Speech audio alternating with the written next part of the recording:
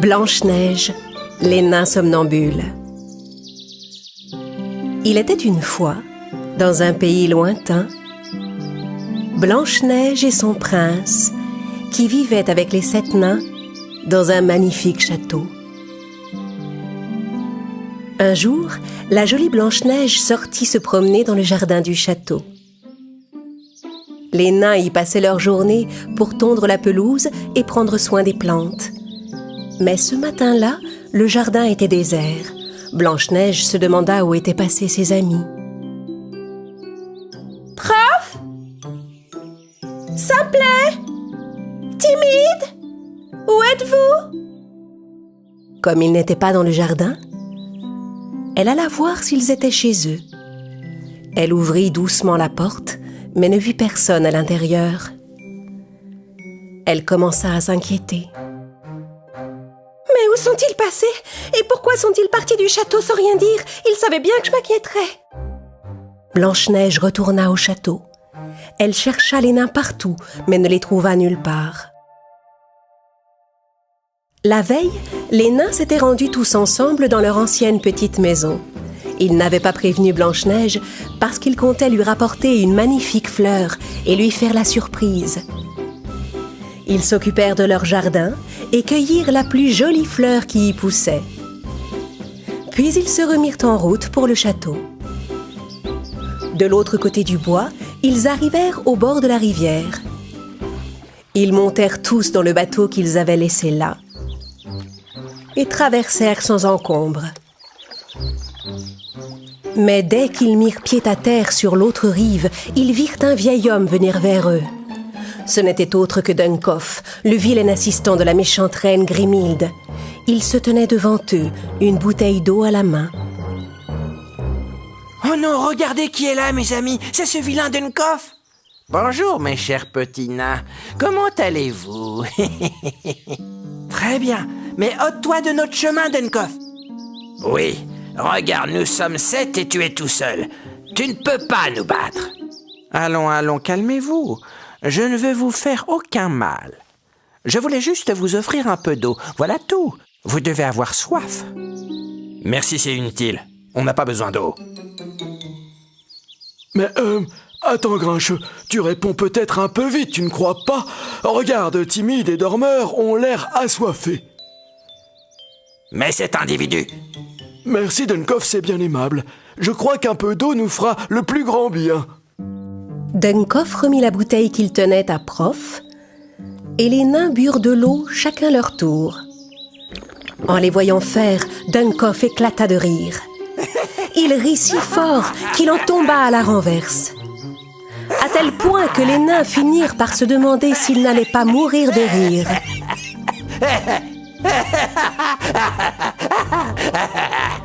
Qu'est-ce qu'il y a de si drôle, Duncoff? Explique-nous, pourquoi est-ce que tu ris autant? Voilà, le plan de ma reine Grimhilde fonctionne. Maintenant, suivez-moi, mes chers nains somnambules. Les nains ne s'étaient pas rendus compte qu'il y avait un filtre magique dans l'eau. Brusquement, ils tombèrent tous endormis. Duncoff s'approcha et versa une poussière magique sur eux. Soudain, ils se relevèrent et se mirent à marcher tout en continuant à dormir. Même les forts ronflements de Dormeur n'arrivèrent pas à les réveiller.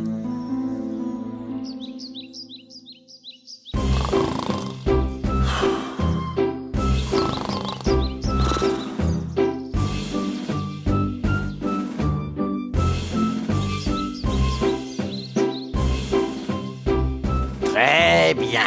Venez par ici, c'est ça, mes chers petits. Suivez-moi gentiment, petit nain Dormeur et dodu.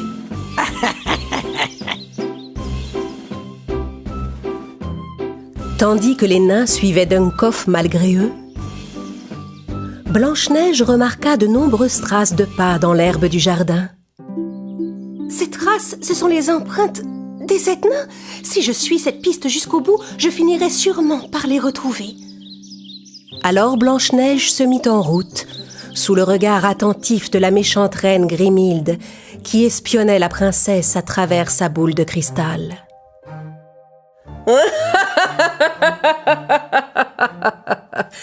Tu tombes encore dans mon piège, Blanche-Neige.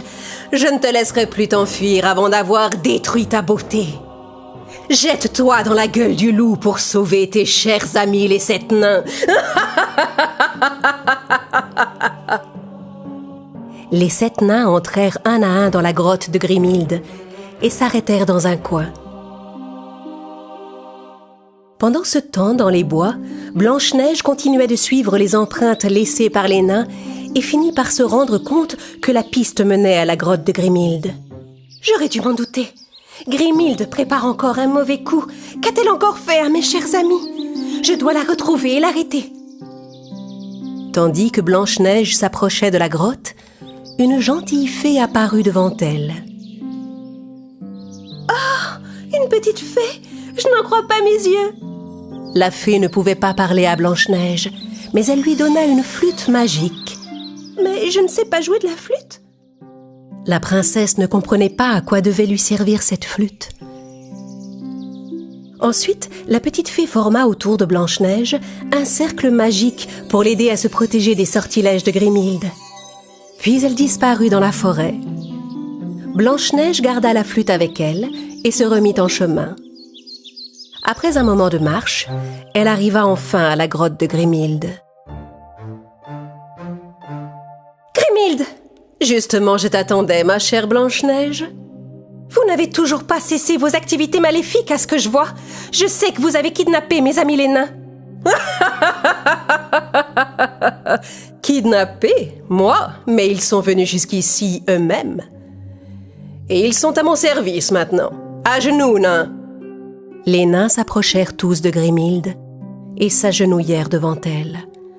Mais leurs yeux étaient toujours fermés, car ils étaient plongés dans un profond sommeil.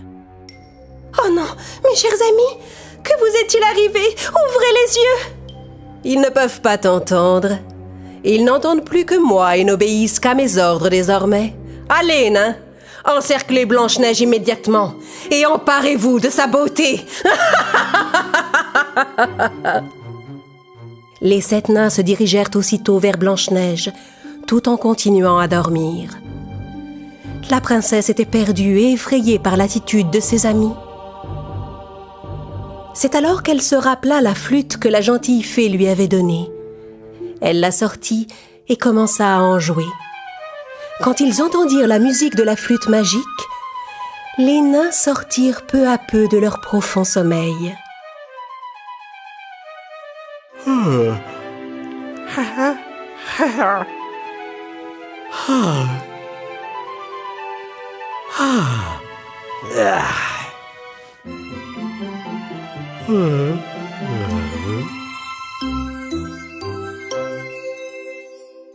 Ma princesse! Que s'est-il passé? Mais où sommes-nous? Regardez, regardez! Nous sommes chez la méchante reine Grimhilde! Éloignez-vous de nous! Blanche-Neige continuait de jouer de la flûte.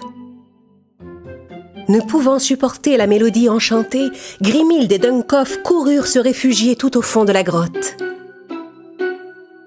Blanche-Neige ne comprenait pas ce qui les faisait fuir, mais elle était ravie que le tour ait fonctionné. Ouais, bravo, Blanche-Neige, bravo! Ils devraient se tenir tranquilles un moment. Rentrons! Blanche-Neige et les 7 nains fuirent la terrible grotte et retournèrent ensemble au château. Les 7 nains étaient tellement contents de retrouver enfin leur château. Ma princesse, tu sais, si nous avions quitté le château, c'était pour te rapporter un petit cadeau. Cette fleur spéciale ne pousse que dans le jardin de notre maison, et on voulait la rapporter pour toi. Elle est vraiment magnifique. Merci, mais vous n'auriez pas dû vous mettre en danger pour me l'offrir. La prochaine fois, ne quittez pas le château sans me prévenir. D'accord? Avec Grimhilde qui rôde, nous devons être prudents. Dans leur grotte, Grimhilde et Dunkoff commençaient à se remettre des effets de la flûte magique. Comment pouvais-je deviner que la musique de cette flûte était si puissante? Le son de la flûte était terrible, votre majesté, mais la mélodie qu'elle jouait était jolie. Ah! Jouer avec un autre instrument... Tais-toi, Dunkoff! La flûte que la gentille fée avait donnée à Blanche-Neige était une flûte de bonté et d'amitié. Et si elle avait pu vaincre les vilains sorts, c'est parce que Blanche-Neige et les 7 nains étaient de véritables amis. Ceux qui ne connaissent pas l'amitié et la bonté étaient incapables de supporter le son de cette flûte parce qu'ils ignoraient ce que ces sentiments signifiaient réellement.